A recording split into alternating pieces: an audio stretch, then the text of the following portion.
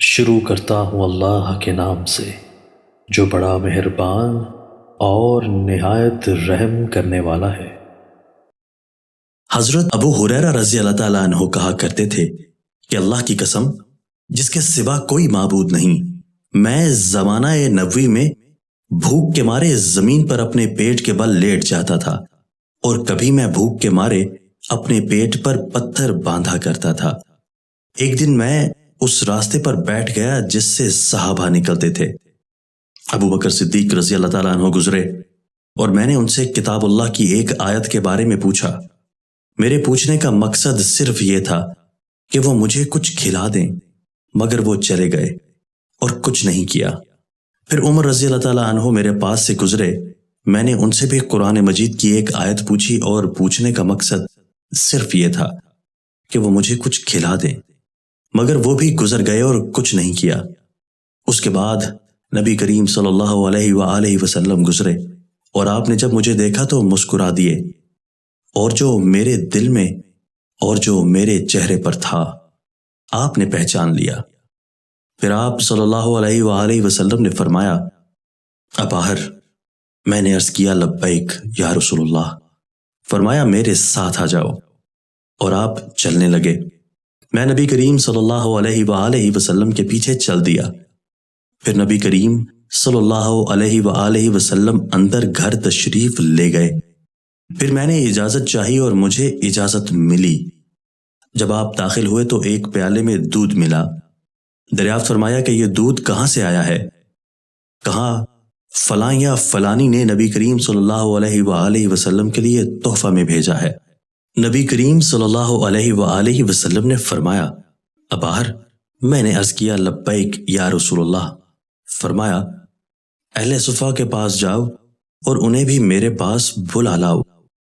کہا کہ اہل صفا اسلام کے مہمان ہیں، وہ نہ کسی کے گھر پناہ ڈھونڈتے، نہ کسی کے مال میں اور نہ کسی کے پاس۔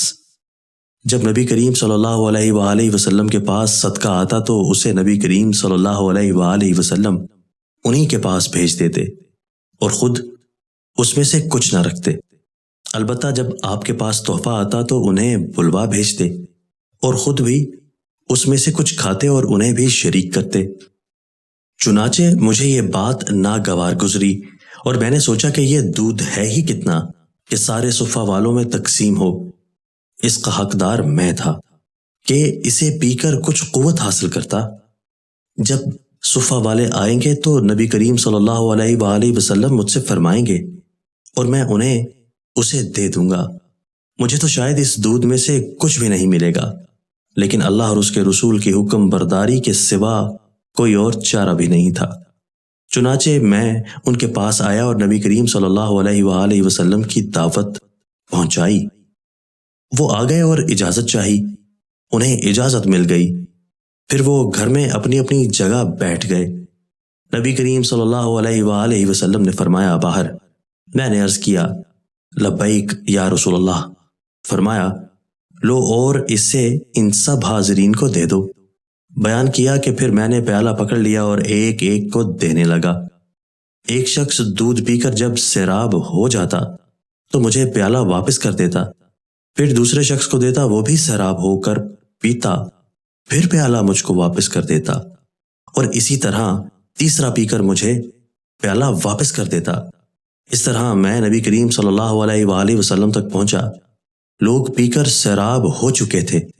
آخر میں نبی کریم صلی اللہ علیہ وآلہ وسلم نے پیالہ پکڑا اور اپنے ہاتھ پر رکھ کر آپ صلی اللہ علیہ وآلہ وسلم نے میری طرف دیکھا اور مسکرا کر فرمایا اباہر؟ میں نے عرض کیا لبیک یا رسول اللہ۔ فرمایا اب میں اور تم باقی رہ گئے ہیں۔ میں نے عرض کیا یا رسول اللہ آپ نے سچ فرمایا۔ نبی کریم صلی اللہ علیہ وآلہ وسلم نے فرمایا بیٹھ جاؤ اور پیو۔ میں بیٹھ گیا اور میں نے دودھ پیا، اور نبی کریم صلی اللہ علیہ وآلہ وسلم برابر فرماتے رہے کہ اور پیو۔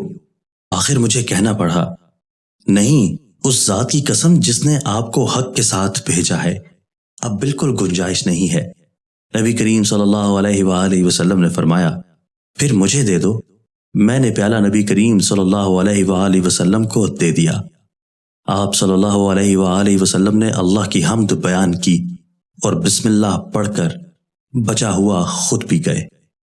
دوستو، اللہ تعالی ہمیں ان احادیث مبارکہ پر عمل کرنے اور اپنی زندگیوں کو سنوارنے کی توفیق عطا فرمائے۔